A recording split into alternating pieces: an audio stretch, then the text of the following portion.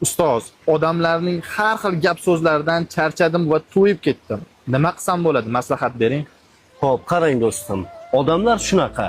Siz yaxshi bo'lsangiz ham gapiradi, yomon bo'lsangiz ham gapiradi.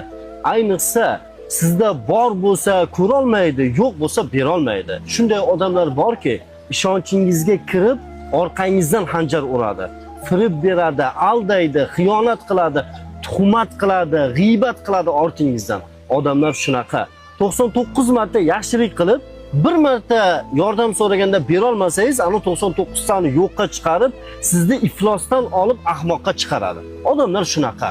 İnsanlar shunday, ularning aksari sizni ortingizdan g'iybat qilib maza qiladi. Siz muvaffaqiyatga erishsangiz tuhmat qiladi, yiqilsangiz xursand bo'ladi.